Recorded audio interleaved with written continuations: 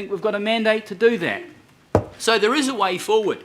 The test that I apply to myself, if I look at my declaration, I've got to be faithful and impartial. I've got to use the best of my skill and judgment for the best interests of Auckland, and I've got to take note of acts like the Local Government Act and other acts. And if I apply those tests, frankly, I've heard some advice here.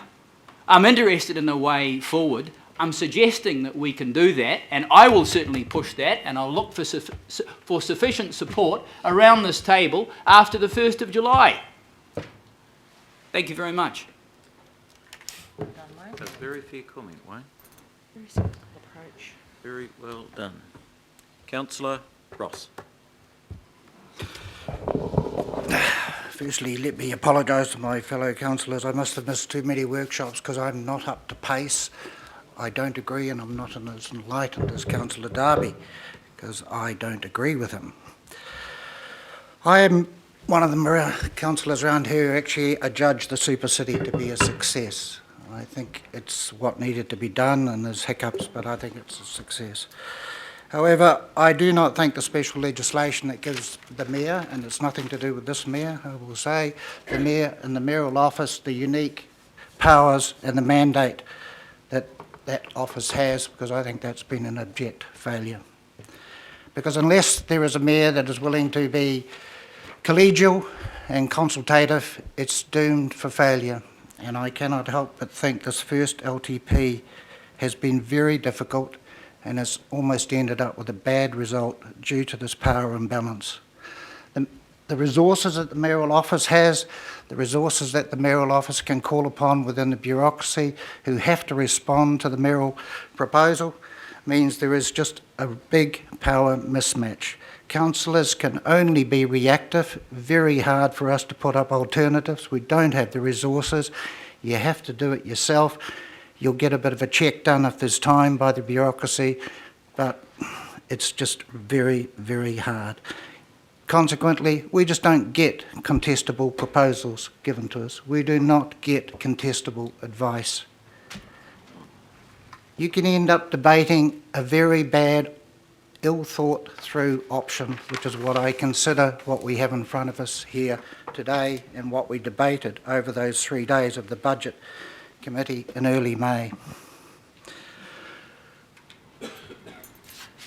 I'm confused over a number of things. No wonder the public's confused, because we've had 3 mayoral proposals. The first mayoral proposal was 2.5%. The Mayor was adamant it was going to be 2.5%, and it will not be any more than that, but it will be 2.5%.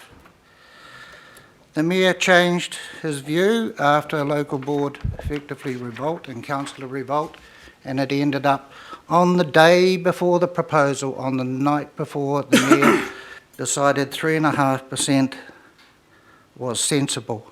It allowed development in suburbia and suburban town centres. So we went out, pretty clear in my mind, we went out consulting on 2.5 or 3.5. And what do you think about the Council's advisory transport group's recommendations on either tolling plus a bit of fuel tax, or do we do it in another method? Pretty clear in my mind that that's what we did. And then after the public feedback, again, the mayoral office can come forward and put a proposal to us, which is what happened immediately after the public consultation, that, whoa, it's not 2.5 nor 3.5, it's 2.5 and it's 3.2 and it's 3.5 over 3 years. And we've got another 4.4, which has just come out of nowhere, because it did come out of nowhere.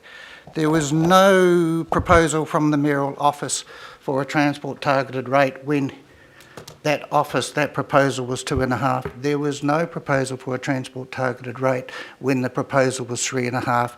It came out of the blue, and then because of the way things compound and the mathematics work out, we've gone from 2.5 to 9.9. I would suggest it's no wonder that of the 13 councillors who supported the Mayor at the Budget Committee, there's no wonder there have been defections, because since then the ramifications of what has been voted on has caused a lot of trouble and confusion out there, and I suggest a lot of feedback to people, and I think that's about to start, only just about to start, on the backlash about the size of this. In my ward, it's not 9.9. In my ward, it's 15.7. Plus the effects of the valuations, revaluations, and the crazy market we have in Auckland, which is beyond the control of any of us. However, a lot of people don't understand that, so we're going to get it in the neck for that as well. But that's got nothing to do with us, as we know. In effect, the 13 councillors that voted for that proposal, you voted for a poll tax, a simple poll tax, based on every rateable unit. The Mayor mentioned before, the beauty of a poll tax is it's simple. Margaret Thatcher thought that too. That was the beginning of the end for Margaret Thatcher. Here we go, Kathy. Then the poll tax was imposed and then got overturned. Should have got that through. So let's be quite clear why that is a poll tax. Everyone is paying $114. Most people can't claim the GST, so residents are going to pay $114. Businesses are paying whatever, $169 or whatever it is plus GST. But they can claim GST. They can claim their rates as a taxable expense. That actually nets back to $114. So it's important we realise everyone, including the biggest business, Fonterra, Sky City, paying $114. So Mr. and Mrs. Smith in my electorate, or anyone's electorates in a house of 500,000, unfortunately that's kind of where the bottom is these days, you're going to pay $114. Sky City, which has a capital valuation of $395 million at the moment based on last year's valuation, is going to pay $114. Main Freight, one of our most successful and a fantastic company, trucking company worldwide, they have a property at Mangere worth $32 million. They are paying $114. Is that right? Is it right? Because Main Freight, for example, they've got a depot, and they've got several depots, and it could be any trucking company. And indeed, Callum referred to Winstones zooming through the streets with their heavy trucks, going through residential, to be quite honest, putting a tremendous amount of pressure on our streets and our roading. So Main Freight Onehunga, I know, has over 60 vehicles, I think 63 vehicles registered for a site. 50 of them are large trucks, very large trucks, some of them. They are large trucks.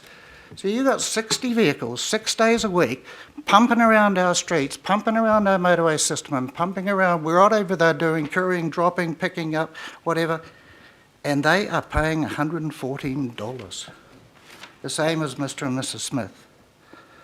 Now, this is not a time to relitigate alternatives. I'm aware of that. I know we made our decisions at the last Budget Committee meeting on May the 7th, and I accept that, but this is not a time for alternatives.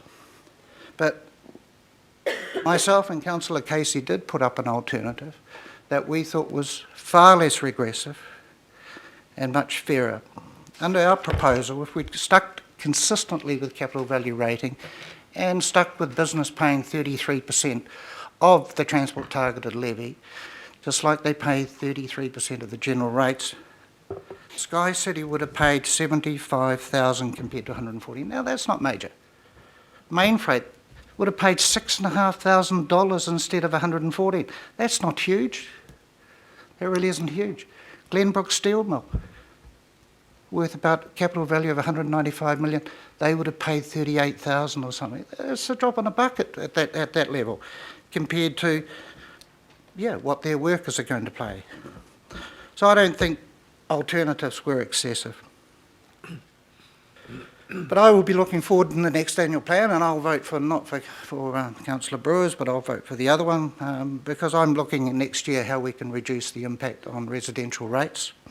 I'm looking how we can increase the impact on big business, and it's not been anti-big business, it's just under this structure, even small business is facing a regressive regime as compared to big business.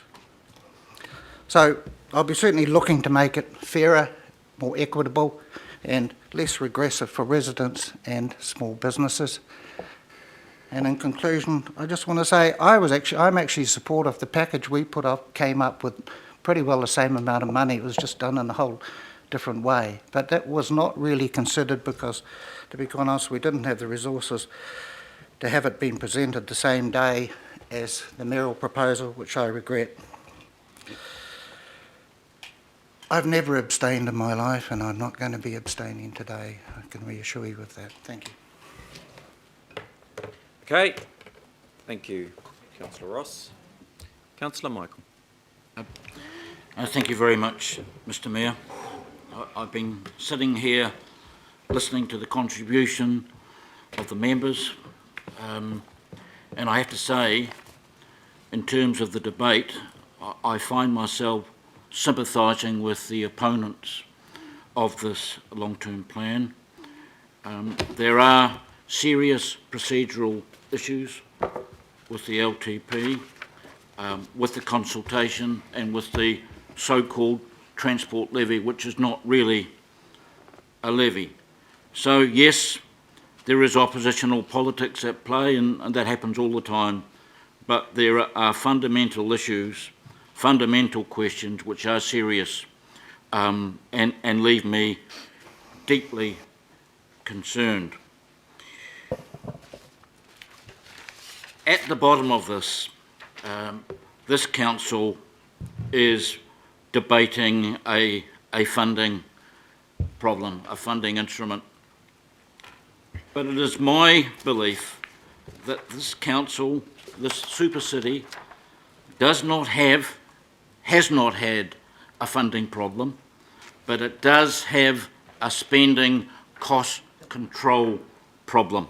And yes, I appreciate the work the Mayor has agreed to investigate the $70 million per year and rising anomaly, the differential between Auckland Rail and Wellington Rail, but that's just one aspect.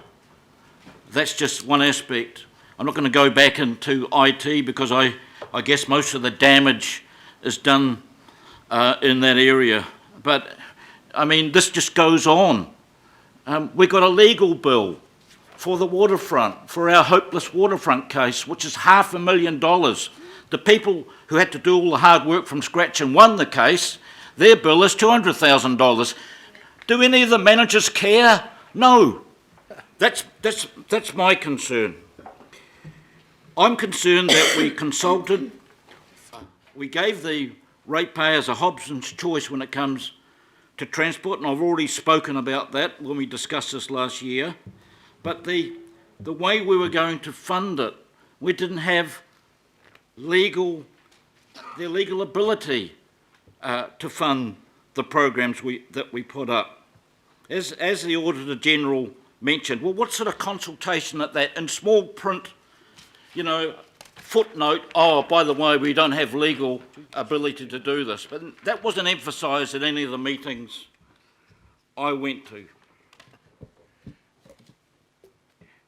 Then there is the legal advice we've received, and it appears to be this, that yes, we do have to have an LTP. We have one right now. It's called 2012-2022. But we are legally allowed to vote this plan down. So I have to say, I'm very, very tempted to see how this plays out, this legal nonsense of really having to rubber stamp an LTP, having to vote yes and yes. That is a legal nonsense, and that's the case for supporting this plan. It doesn't make sense. And I think voting this down would give local government, and this council in particular, a real sharp lesson. However, how will that impact on Auckland as such? Given the unpopularity of this council, and with all due respect, Mr Mayor, yourself, what sort of temptation would it be for the government to make themselves heroes, to step in and take over Auckland? How would not voting for this plan be received by the media? We've just seen the case of a rumour of some councillors apparently going to abstain, which was based on a rumour, not on fact, and it created a certain hysteria. You can imagine what the media would do if this council did fail to vote to support this LTP, deeply flawed and odious as it is. And so, Mr Mayor, I will be supporting this long-term plan. It's not a matter of I do it with great regret, but you know why I'm doing it.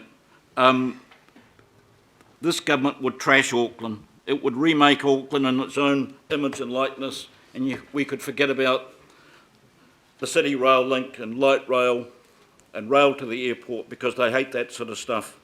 And can you imagine one giant CCO? Oh, that's a cabinet-controlled organisation this time. So, Mr Mayor, none of us are going to come out of this room undamaged. We're all going to be damaged by this process, by this deeply flawed process. And I make a plea, never again. I ask the management to look into the mirror, look at their process, and don't do this stuff again. Don't try this stuff on Auckland again. Okay, well, hang on. The council, Mr Mayor, the council is going to have to change or it will be changed. Thank you.